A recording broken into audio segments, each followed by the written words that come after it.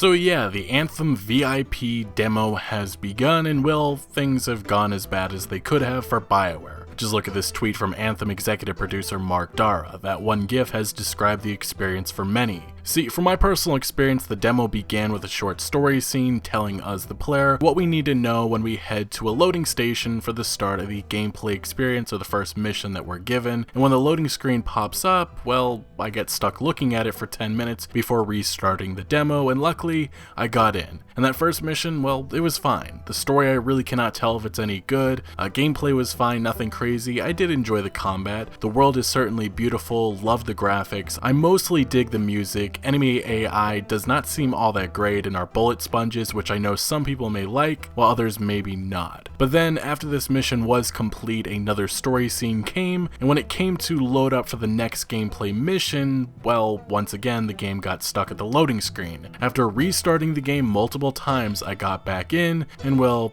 everything was a laggy, buggy, glitchy mess. Ultimately, I just gave up and turned my Xbox One off, but I think the problem that I and many are seeing is that this game launches in less than a month, and this is a demo, not a beta, which is honestly what this experience so far matches up with. Either way, I certainly am not the only person enduring these problems, as they have been widespread. Apparently, they began right when the demo launched, when numerous players were met with messages at the start screen that said, "We're sorry, but EA servers have reached max capacity. Please try again later." Fortunately, soon after, EA's Twitter support page would put out a tweet saying, "We're adding more server capacity to the hashtag Anthem demo right now. Hang tight while we work to get everything into the game." Which I actually think PC Gamer's article on this debacle perfectly sums up my thoughts. It's a tale as old as time. A new online game arrives, and somehow, despite this happening seemingly every time, the developers are caught off guard. The servers buckle and people spend their time spamming login buttons just hoping for a chance to play. It's a problem that felt unavoidable in 1999, was annoying in 2009, and now in 2019 is unexcusable. Since going live at 9 AM Pacific Standard Time, Anthem servers have been hammered by players. At one point, Origin's own servers even crashed. EA and BioWare responded saying that they're working on getting more servers online, but that just raises the question of why those servers weren't online to begin with. After all, the VIP demo is available to Origin Access subscribers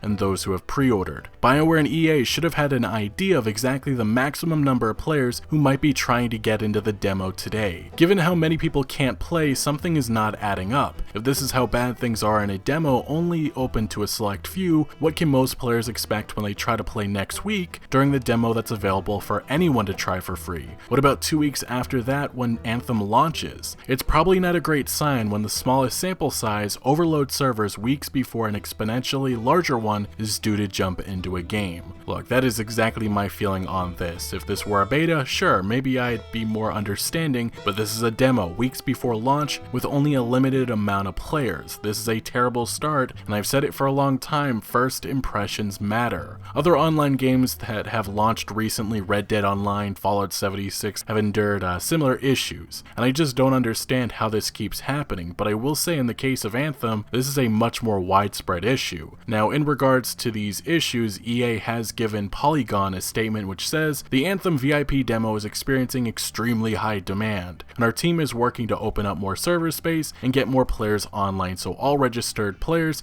can enjoy the VIP demo," which, if this is extremely high demand, I really wonder how these servers will run once the open demo arrives and then the eventual launch. One of EA's latest statements seems to indicate that the PS4 and PC issues have been solved. They said in a statement on Twitter, "The main issue impacting the Anthem VIP demo on PC and PS4 has been resolved. Anyone who has had an issue on those platforms should restart the game and attempt to join again. Our team is still working on fixes for some of the issues we're seeing on Xbox One." They would follow up about 6 hours later saying, "We've made some changes that should improve Xbox connectivity for the hashtag Anthem VIP demo. If you're running into issues, try restarting your Xbox." And I will say I've played Anthem this morning 8 hours after that tweet was sent out, out, and the issues I've endured have happened afterwards, which I honestly just find frustrating. Overall though, looking past the big server issues, Anthem just seems alright, and for a game that I think a lot of people expected BioWare to bounce back with, so far I'm not really impressed. But those are just my thoughts so far, and I know that some of you guys are enjoying the game,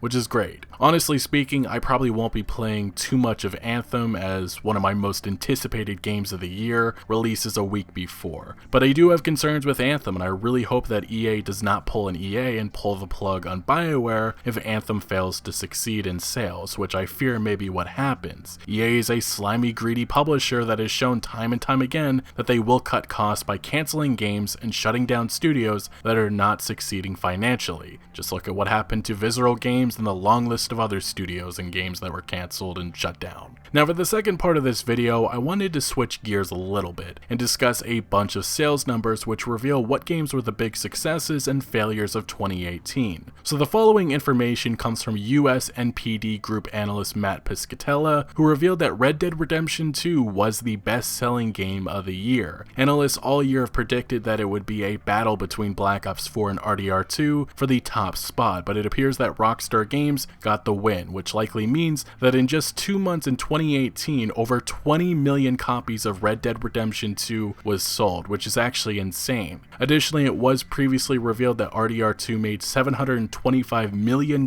in 3 days, which you just have to wonder how much money has Take-Two Interactive made off this game thus far. One can only hope that Rockstar and Take-Two will understand that players want single-player DLC. That was the main draw for buying this game. Anyway, Black Ops 4 did come in second place, and the interesting thing is, I actually don't think Activision and their investors are happy with how the game is done. That's evidenced by investors being disappointed by the game only making $500 million worldwide in 3 days. Now going down the list, we have next NBA 2K19 and Madden NFL 19, which isn't all that surprising considering these sports titles have always sold well. Super Smash Bros.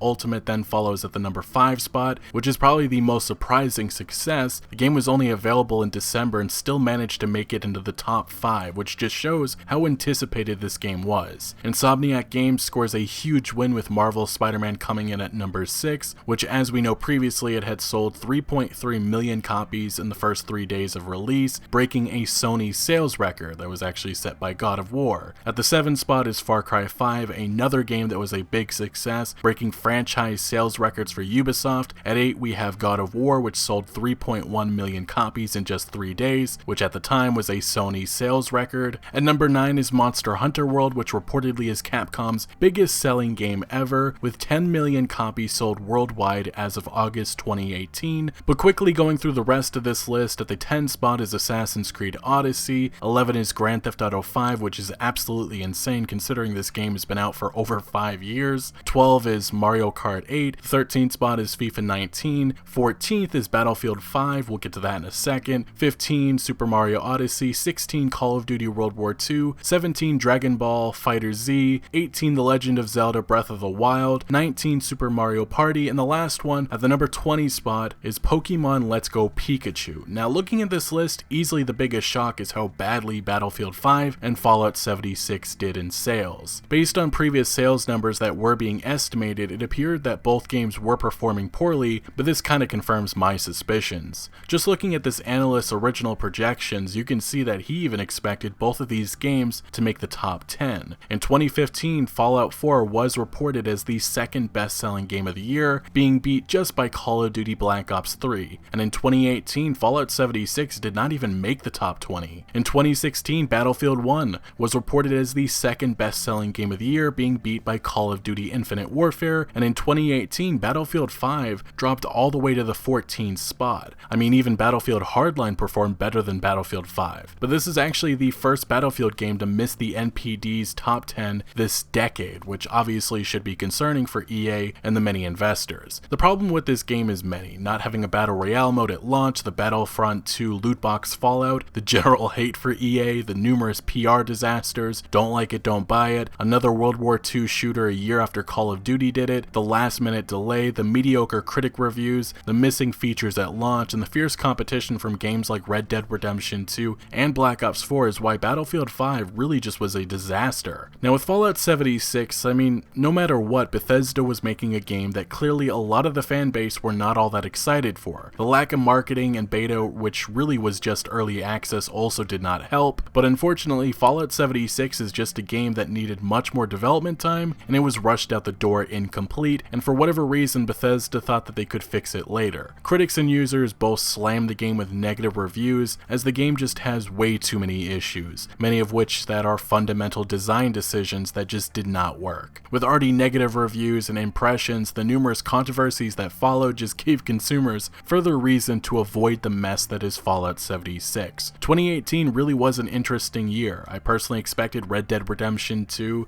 to rule the year, but Fallout 76 and Battlefield 5 doing so poorly has to be the biggest surprises in my personal opinion. What this showed me is that Bethesda really overestimated the interest and love for the Fallout franchise in their games. They clearly thought that Fallout multiplayer would be eaten up by casual consumers no matter the quality of the actual game. For Electronic Arts, they just did everything wrong from a PR standpoint. This year they faced heavy competition, and I personally think that they gave their core audience every reason to go and buy Red Dead Redemption 2 or Black Ops 4 instead. 2018, just an interesting year. So far here in 2019, we already have 2 Game of the Year contenders that have been released, and many big releases are approaching in the coming weeks. And soon we'll see if BioWare's Anthem will succeed or not. If it doesn't, I just don't know how EA will react. Back in 2017, their Montreal studio was shut down because of Mass Effect Andromeda performing poorly, and with Anthem, I guess one can only hope that question does not need to be asked after the game launches. But in the business world, which EA cares most about, analysts are worried about the future of the company, as recently, Jefferies analyst Timothy O'Shea downgraded the stock to hold from buy and cut his target price to $95 from $139. O'Shea said that the company's key profit engine, Ultimate Team, is plateauing and could be headed for a decline. He's also concerned about the unproven games in its 2019 lineup. He would further say that we worry EA may have lost its creative way, which, we're only 1 month into 2019, but I can already say that this year is going to be a crazy one. Anyway, we discussed a lot of things in this video. Let me know your thoughts down in the comment section below. But thank you for watching. Make sure to leave a like if you did enjoy this video or found any informative value, and consider subscribing for more videos like this, and I'll see you later.